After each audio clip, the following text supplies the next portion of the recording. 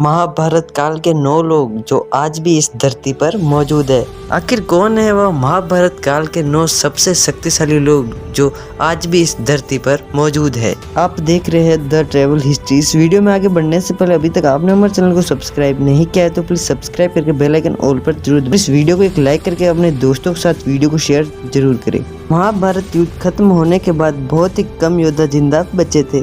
उनमें प्रमुख 18 लोग ही जीवित थे। महाभारत युद्ध के पश्चात कौरवों की तरफ से 3 लोग और पांडवों की ओर से 15 यानी कि कुल मिलाकर 18 योद्धा ही जीवित बचे थे, जिसमें कौरवों की तरफ से थे कृतवर्मा, कृपाचार्य और अश्वत्थामा, और पांडवों की ओर से थे युधिष्ठिर, युधिष्ठिर, अर्जुन, भीम, नकुल और सहदेव, भगवान श्री कृष्ण और सात्यकी।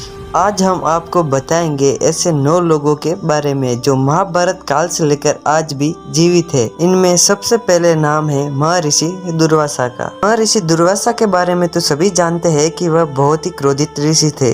कहा जाता है कि उनके क्रोध के कारण ही और उनके श्राप के कारण ही देवताओं और असुरों में समुद्र मंथन हुआ। ऋषि दुर्वासा ने ही कुंती को मंत्र प्रसाद दिया था। आखिर में उन्होंने द्रौपदी की परीक्षा लेने के लिए अपने 10,000 शिष्यों के साथ उनकी कुटिया में पहुंचे थे। समय समय पर महर्षि दुर्वासा का होने का जिक्र हमें हिंदू ग्रंथों में मिल ही जाता है, चाहे वो रामायण हो या सतयुग हो या महाभारत हो, और कहते हैं कि वह आज तक भी जीवित है क्योंकि उन्हें स्वयं अमृता का प्रदान था। अगले है महर्षि वेदव्यास। उन्हें वेदों का भाग करने के लिए ही उन्हें वेद व्यास कहा जाता है। उन्होंने ही महाभारत गणेश जी से लिखवाई थी। महर्षि वेद व्यास पितामह भीष्म के सौतेले भाई थे। महर्षि वेद व्यास के जन्म उत्सव पर हमेशा गुरु पूर्णिमा का पर्व भी मनाया जाता है। कहते हैं कि महर्षि वेद व्यास जी कलयुग के अंत तक जीवित रहेंगे, जब तक कल के अवतार उनके सामने न आ जाए। कहा जाता है कि महाभारत के युद्ध के बाद उन्होंने एक सार्वजनिक जीवन जिया और वह ज्ञान और तप के लिए हिमालय की ओर चले गए। और अगले है ऋषि मार्कंडेय। भगवान शिव के परम भक्त ऋषि मार्कंडेय।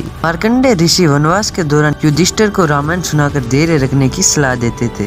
मार्कंडेय ऋषि को भगवान शिव से उन्हें चिरंजीवी होने का वरदान प्राप्त था और वो भी कलयुग के अंत में जीवित रहेंगे। अगले महावीर है कृपाचार्य। महाभारत के अनुसार कृपाचार्य कौरवों और पांडवों के कुल गुरु थे। कृपाचार्य गौतम ऋषि के पुत्र थे।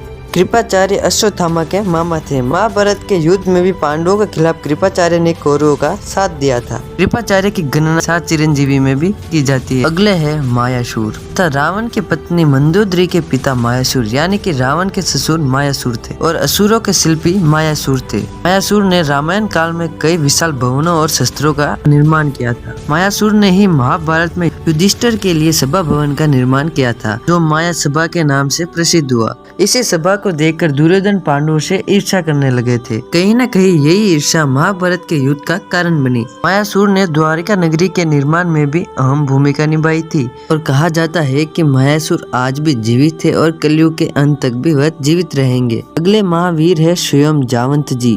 जावंत जी ही ऐसे महाबली थे जो कलयुग से लेकर द्वापर युग तक जीवित रहे और कलयुग के अंत तक भी जीवित रहेंगे। इन्होंने सतयुग में देवताओं के साथ मिलकर समुद्र मंथन किया और त्रेता युग की बात की जाए तो उन्होंने भगवान श्री राम की सेना में मिलकर रावण का संहार किया और द्वापर युग में उन्होंने स्वयं भगवान श्री कृष्ण से भी युद्ध लड़े थे और उनकी ही पुत्री जावंती से ही भगवान श्री कृष्ण का विवाह हुआ था और उन्हें सांब नामक पुत्र की प्राप्ति हुई थी। और यह कलयुग के अंत तक जीवित रहेंगे क्योंकि कल के अवतार के आने पर उनका साथ दे सके। अगले योद्धा है स्वयं अश्वत्थामा। अश्वत्थामा के बारे में कौन नहीं जानता। अश्वत्थामा द्रोणाचार्य के पुत्र और स्वयं रुद्र के अवतार थे। अश्वत्थामा को संपूर्ण महाभारत के युद्ध में कोई नहीं हरा सका था और कहते हैं कि अश्वत्थामा आज भी जीवित है और असीरगढ़ की पहाड़ियों में अश्वत्थामा भगवान शिव की पूजा करने आज भी आते हैं और कहते हैं कि अश्वत्थामा कलयुग के अंत में स्वयं लौटेंगे और वह कल के अवतार की सहायता करेंगे और उनके साथ मिलकर अधर्म के खिलाफ लड़ेंगे।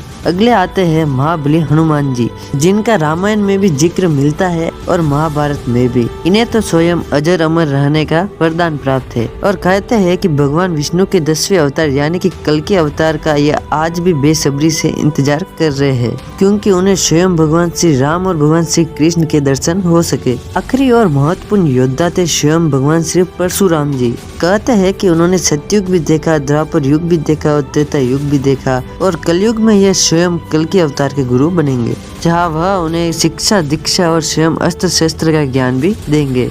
परशुराम जी ने कई सारे शिष्यों को अभेद्य ज्ञान भी दिया था, जहाँ महाभारत में उन्होंने भीष्म पितामह द्रोणाचार्य और स्वयं सूर्यपुत्र कर्ण को भी शिक्षा प्रदान की थी और कहते हैं कि वे कलयुग के अंत तक इंतजार करते रहेंगे कल की अवतार का, ताकि वे अधर्म के खिलाफ युद्ध लड़ सके।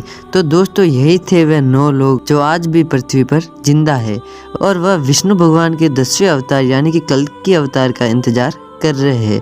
तो दोस्तों आज की वीडियो में बस इतना ही। अभी तक आपने हमारे चैनल को सब्सक्राइब नहीं किया तो प्लीज चैनल को सब्सक्राइब जरूर करें। तो दोस्तों मिलते हैं अगले वीडियो में, तब तक देखते रहिए विभिन्न ज्ञानों की मिस्ट्री द ट्रेवल हिस्ट्री।